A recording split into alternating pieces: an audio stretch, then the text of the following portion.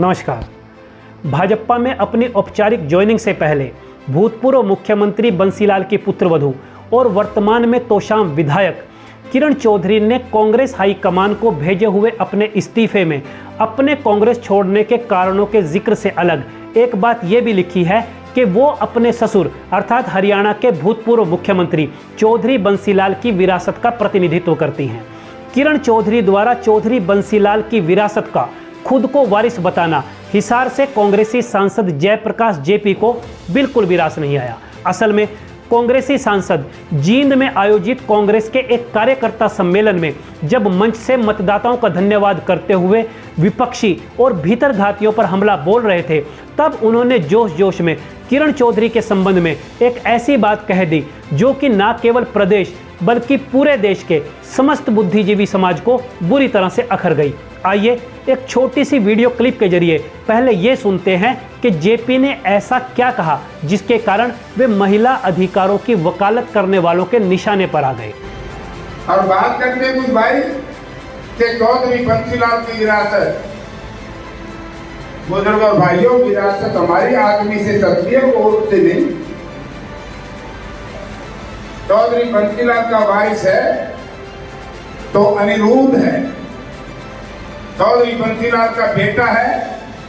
तो रणवीर महेंद्रा तो कांग्रेस में है। तो देखा आपने, सांसद जेपी ने किरण चौधरी के वारिस होने की बात पर सवालिया निशान खड़ा करते हुए सार्वजनिक मंच से ये कहा कि किरण चौधरी बंसीलाल की विरासत की प्रतिनिधि है ही नहीं, क्योंकि विरासत तो हमेशा पुरुषों के माध्यम से चलती है, महिला के माध्यम से नहीं। इसलिए बंसीलाल के पुत्र रणबीर महेंद्रा हैं या उनके पौत्र अनिरुद्ध चौधरी ही बंसीलाल के असल वारिस हैं, महिलाएं वारिस नहीं हैं। इस देश की राजनीति को पूरी दक्षता से चलाने वाली प्रधानमंत्री इंदिरा गांधी, राष्ट्रपति प्रतिभा पाटिल, मुख्यमंत्री शीला दीक्षित, मुख्यमंत्री वसुंधरा राजे, मुख्यमंत्री उमा भारती, मुख्यमंत्री मायावती के देश में सांसद जेपी ने यह कहा कि हमारा देश पुरुष चलाता है। उन्होंने ये भी कहा कि विरासत प्रजातंत्र में नहीं चलती है। सार्वजनिक मंच पर सांसद जयप्रकाश द्वारा दिया गया महिलाओं के संविधान प्रदत्त अधिकारों का विरोध करता यह बयान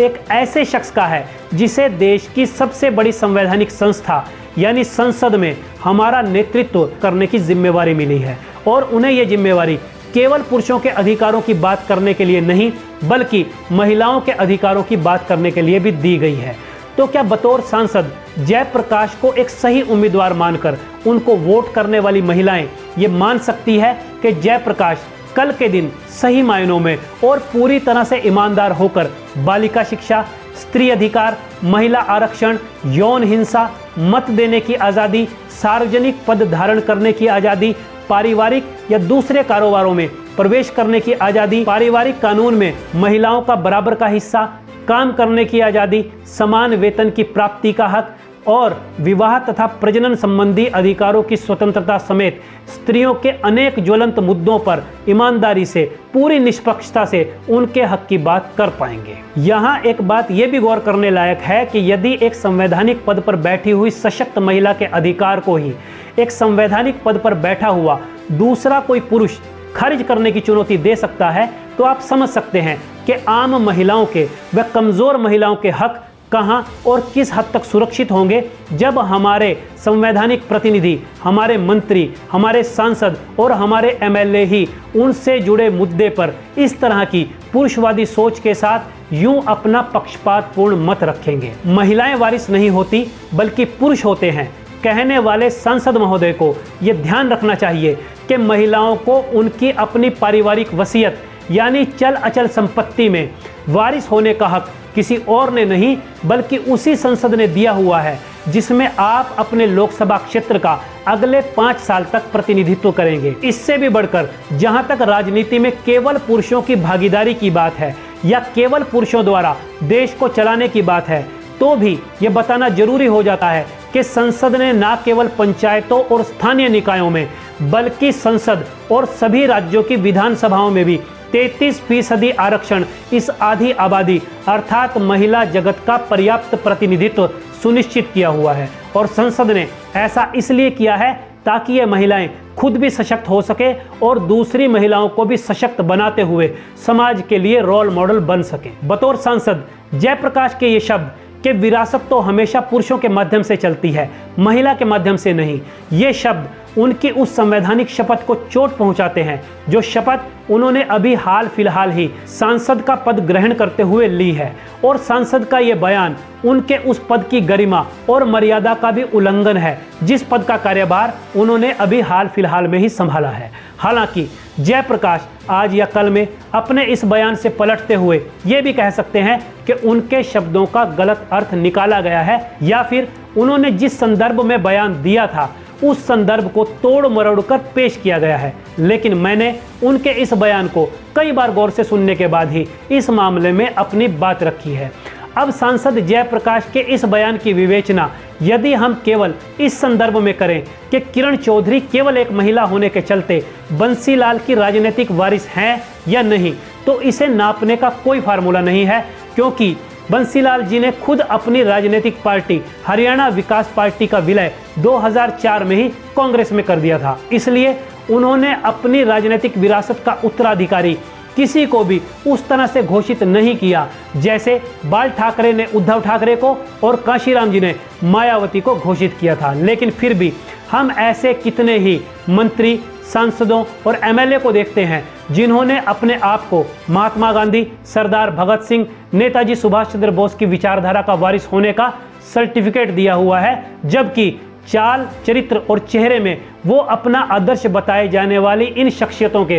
कहीं आसपास भी नहीं होते हैं। देखिए, किरण चौधरी का एक पार्टी छोड़कर दूसरी पार्टी में जाने का निर्णय सही या गलत हो सकता है, जिसका परिणाम आने वाला समय ही तय करेगा। और उनके यूं दल बदल करने से जयप्रकाश जी की सहमति या असहमति हो सकती है। उनके इस दल बदल में जयप्रकाश अपने राजनीतिक हितों का फायदा या नुकसान देख सकते हैं, लेकिन केवल लिंग भेद के आधार पर यह कहना कि क्योंकि वो एक महिला है इसलिए वो अपने परिवार के मुखिया की राजनीतिक विचारधारा की वारिस नहीं हो सकती, ये बात सरासर गलत है। मैं माननीय सांसद जयप्रकाश जी से पूछना चाहता हूं कि क्या सांसद जयप्रकाश यही बात सार्वजनिक मंच पर खड़े होकर अपनी पार्टी की वरिष्ठतम महिला नेताओं में शुमार और भारत की भूतपूर्व प्रधानमंत्री आयरन लेडी इंदिरा गांधी के बारे में भी कह सकते हैं कि विरासत हमेशा पुरुषों के माध्यम से चलती है, महिलाओं के माध्यम से नहीं। इसलिए मैं इंदिरा गांधी को उनके पिता जवाहरलाल नेहरू का राजनीतिक वारिस मानने से इनकार करता हूं।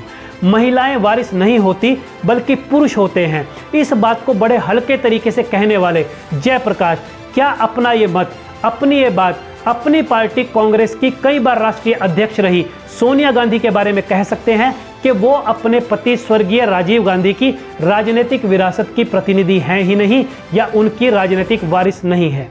जयप्रकाश ने कहा कि विरासत प्रजातंत्र में नहीं चलती है, तो क्या जयप्रकाश कभी जवाहरलाल नेहरू से इंदिरा गांधी, इंदिरा गांधी से राजीव गांधी, राजीव गांधी से सोनिया और सोनिया गांधी से राहुल गांधी और प्रियंका गांधी तक कांग्रेस में चली आ रही पीढ़ी दर पीढ़ी की इस विरासत को चैलेंज कर सकते हैं? शायद नहीं।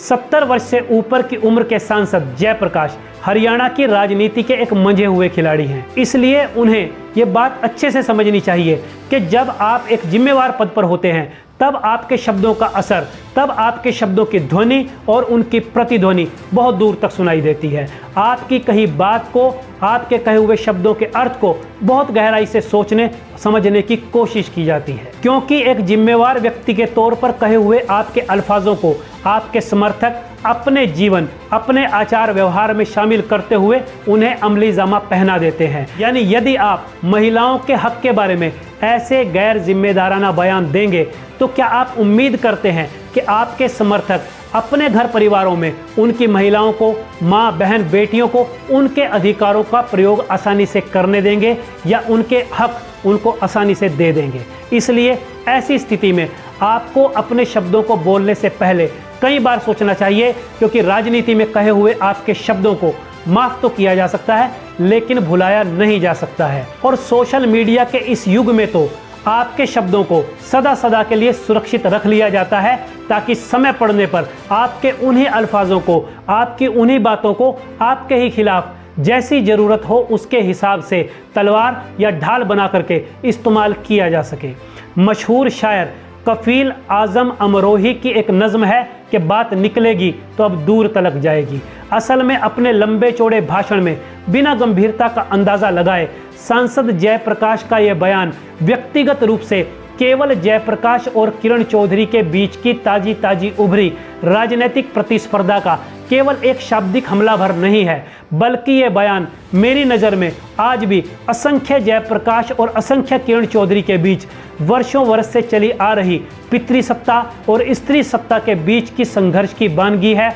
जहां पर पारिवारिक, सामाजिक, आर्थिक, राजनीतिक और मनोवैज्ञानिक हैसियत पर पुरुष प्रधान समाज अपने आप को ऊपर और महिला समाज को बिल्कुल नीचे के पायदान के ऊपर रखता है। गौरतलब है कि न्याय और समानता के लिए महिलाओं द्वारा किया गया यह संघर्ष मानव अधिकारों के इतिहास में सबसे लंबा संघर्ष है, जिसमें महिलाओं को काफ़ी कामयाबी भी मिल चुकी है। लेकिन संसद में बैठे यदि हमारे माननीयों की सोच उन्हें अब भी दोयम दर्जे की नागरिक ही घोषित करती हो, तो ये माना जाना चाहिए कि महिलाओं के लिए बराबरी के हक का संघर्ष अभी ख़त्म नहीं हुआ है। और ये बात तब तक खत्म होगी भी नहीं जब तक संसद जैसी संवैधानिक संस्थाओं में बैठकर महिला हितों पर कानून बनाने वाले लोग अपनी सोच को नहीं बदलेंगे। तो आज के लिए इतना ही, जल्द मिलेंगे फिर किसी और मुद्दे के साथ। तब तक के लिए इजाज़त दें।